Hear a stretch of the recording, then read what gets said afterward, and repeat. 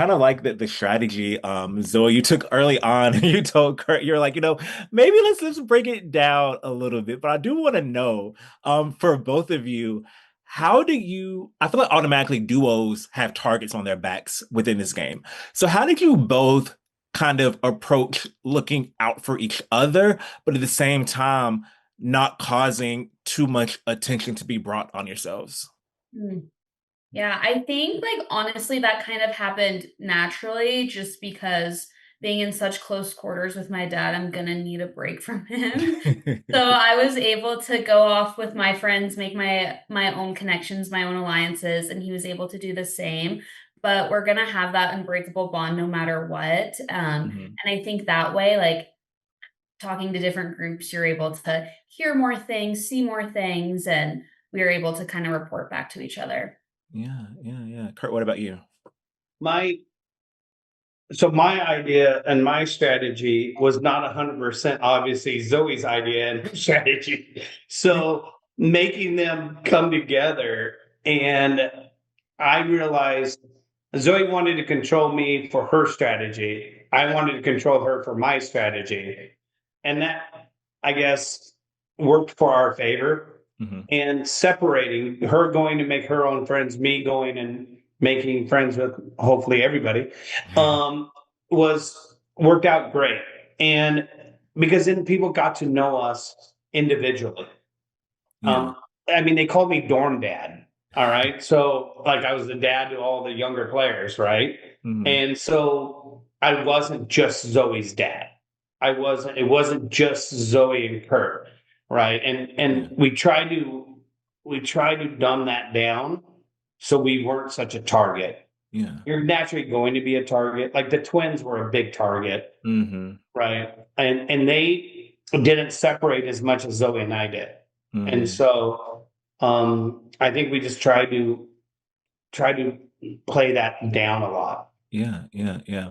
And I think that marbles kind of got a lot of people because I mean initially you think, okay, well, two, let's pair together. So everyone wants to pair with the person they're closest with.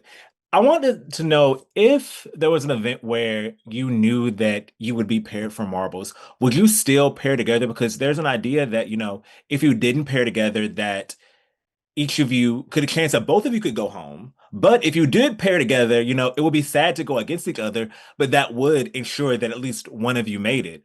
Would you think that you would do that in any situation? Or would you have thought about, okay, maybe it was best to pair together? I would I would have separated. Hmm. We weren't planning on we would have separated and taken the chances that hopefully both of us go through. Yeah. And I would have separated. And but during that moment we had no clue that they would have pulled that. None, zero clue. Yeah. Yeah, So no, Yeah. not Zoe, what expecting marbles at all. yeah. It's so interesting Would you because, have done it like, different, Zoe? Oh, it's so hard to say. I mean, I don't know. I don't know. You just you know, act on emotion in there, so yeah. it's hard to, like, think, "Oh, I should have done this differently," because in that moment, it's, like, your true gut instincts. Yeah. And it's so interesting because having seen, like the Squid Game season, the regular Squid Game season two, like I knew what was coming. It's hard to picture being in that moment. Of course, you're gonna gravitate towards somebody, like your closest person. And Of course, in this yeah. instance, it was a family member. So you're gonna do that. So I think it's hard to say like, would you do that or not. But I think, as with anything in the game, it's pros and cons to both. Right. But I did enjoy you both on the season. Congrats in advance on the launch, and I hope you enjoy the rest of your day.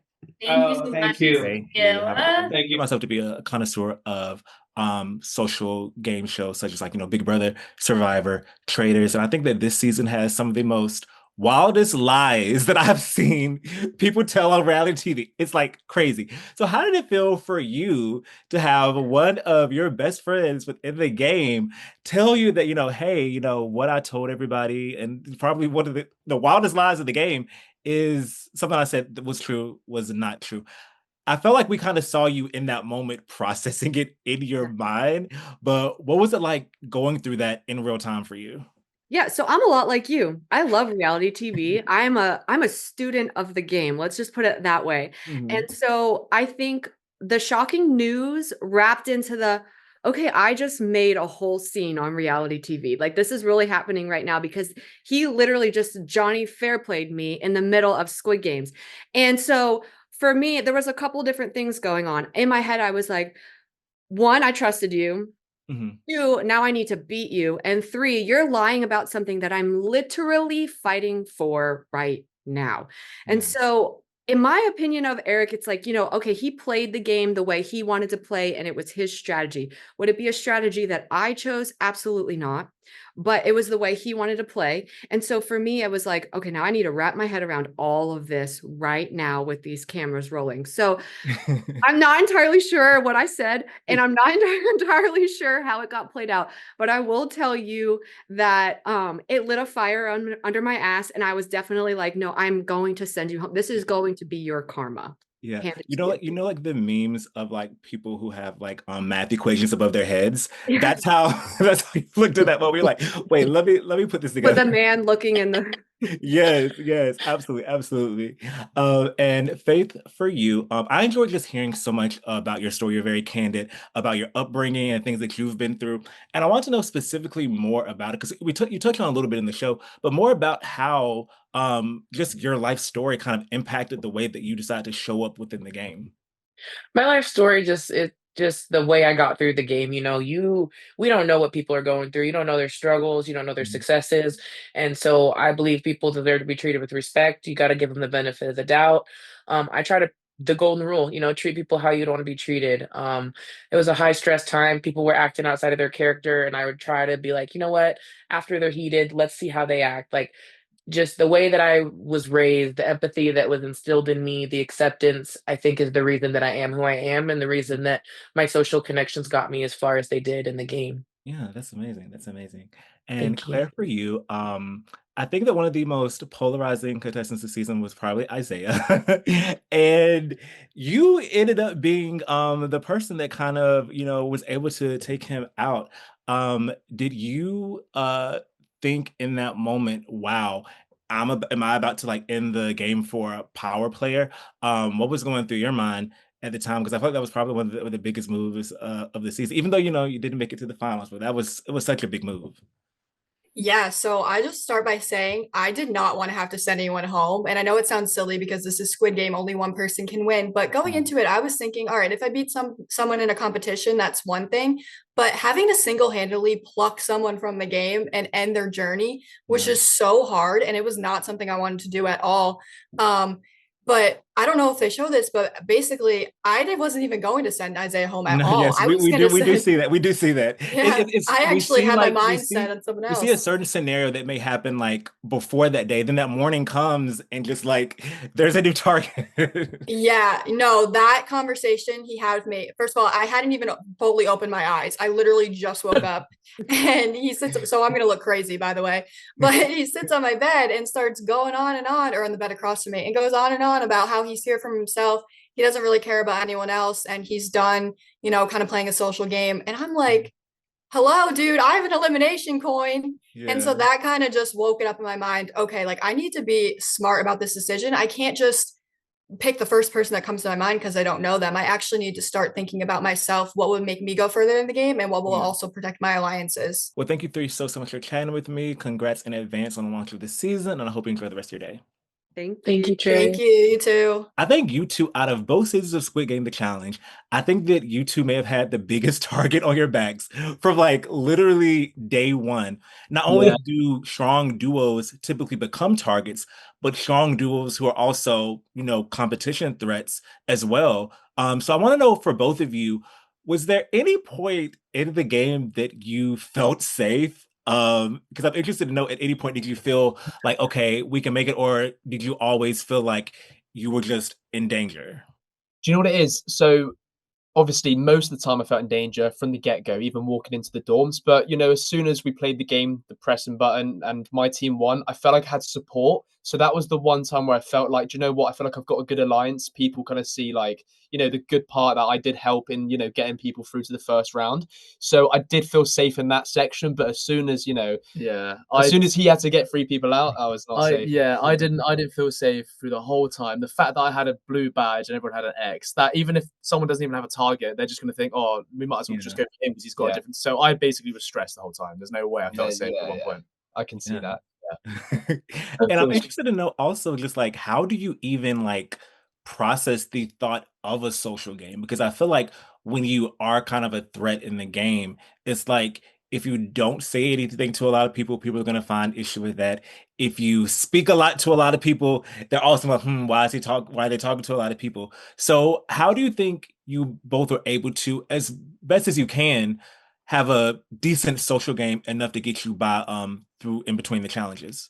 I think in general we can just talk to people and just we're confident, we can come up to people, talk to them, this, that. Obviously, like in those games and when the money prize is that big, like no matter what you do, like you said, if you don't speak to someone, they'll take it as a personal. So I think at the end of the day, we'll just be ourselves and people can relate to it if like, and then we'll just get along with them. If people can't relate to it, then we probably wouldn't speak to them. I think all round there's a problem with anything you do. So just be yourself and you just like obviously there's a lot of people, there's a lot of people that were in there that like just like blatantly lying. After I saw the trailer with that guy with the baby, I spoke to him and he was really nice. I didn't realize that was his game plan. So but I mean, people have game plans, don't hold anything, like no grudges at all. It's a game at the end of the day. So we just played how we did and we're happy with it.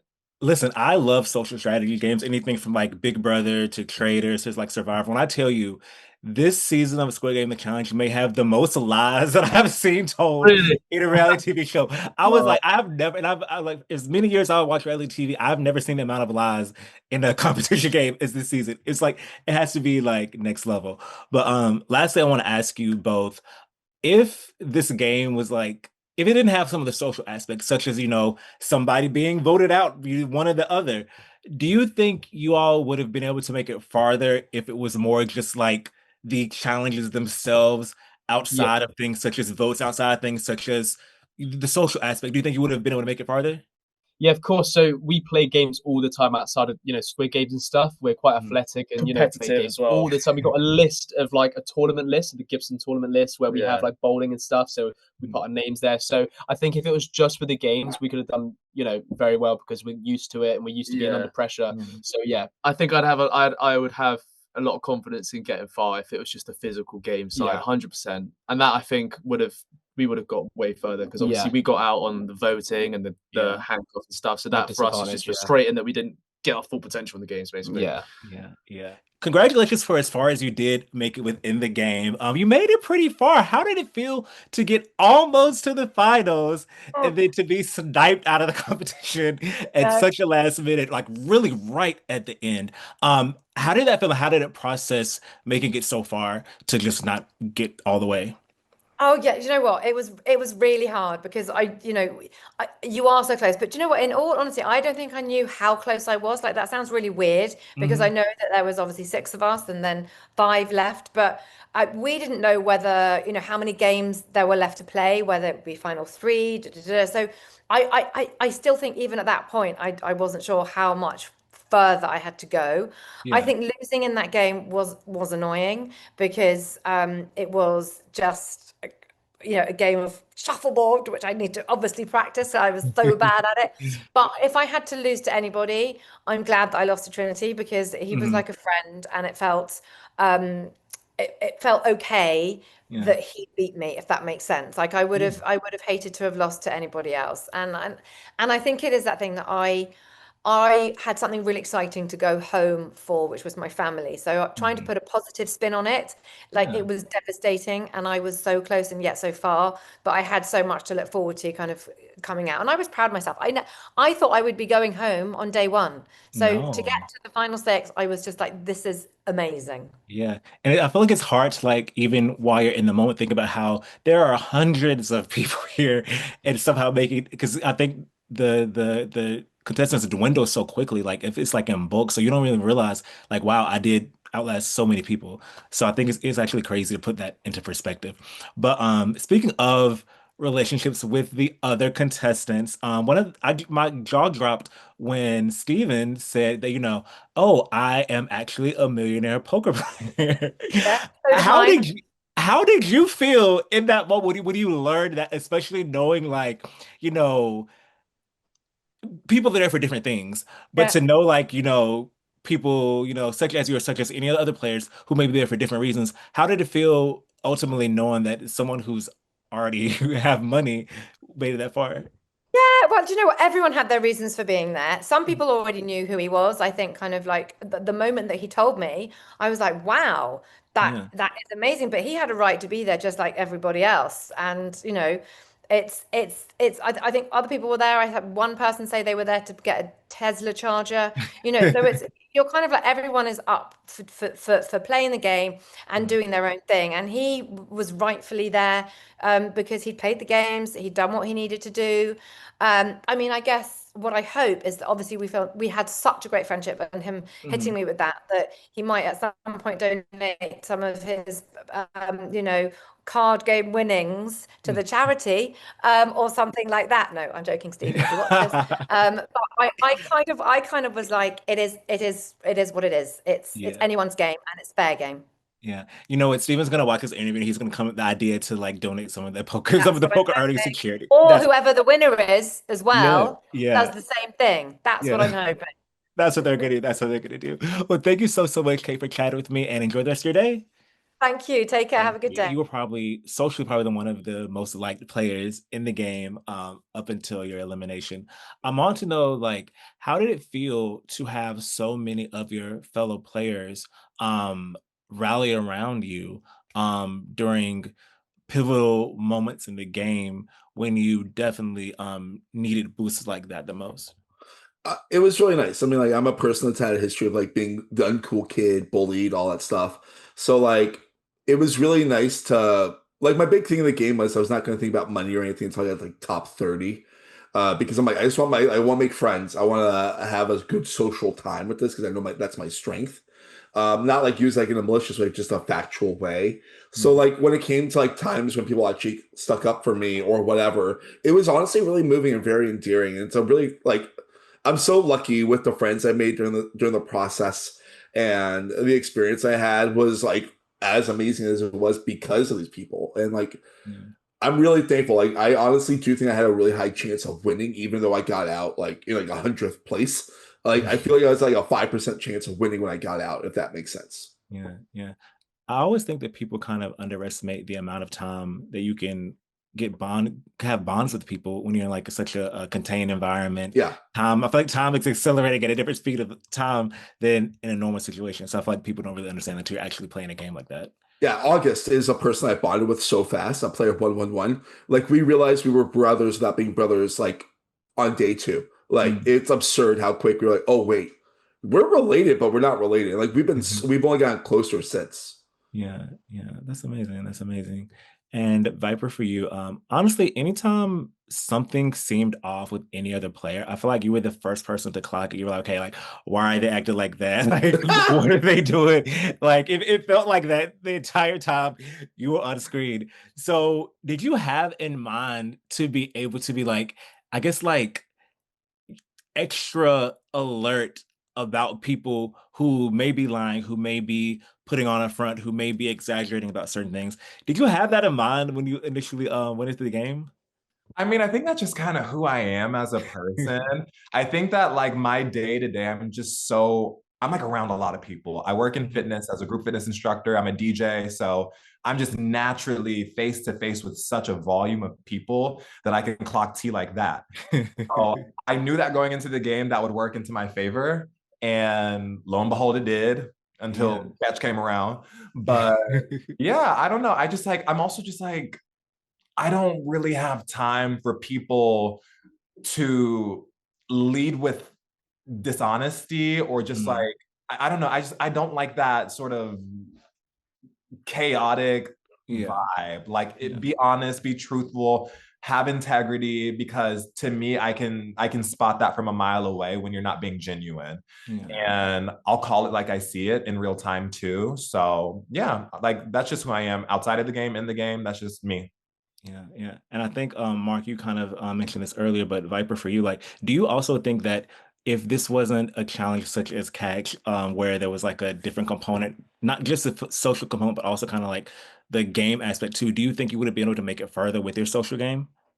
1000%. I think so. I think that the thing with Squid Game, the challenge is so much comes to chance and putting your trust into other people that there's so many elements that's just out of your control. Yeah. But if things were a little bit different, I definitely know for a fact that I could have advanced further due to my social abilities and just like all of my abilities. But that's just not the game that this is. Like you just have to go with the flow, you know? Yeah. Oh, absolutely, dude. You were up there with me. Like we were definitely running the game without being seen. Yeah. Yeah, it's like if only the challenge part if only the challenge part wasn't it, if only it was like, YouTube might give you something like Big Brother. That would be where, I mean, that has competitions too, but Yeah. more of just like relying on social skills. But I'd lose my mind being away from my fiance without contact for that long. I will tell you that. maybe not I'm that single, maybe so not not me. Well, thank you both so much for chatting with me. Can't wait to see the rest of the season and enjoy the rest of your day.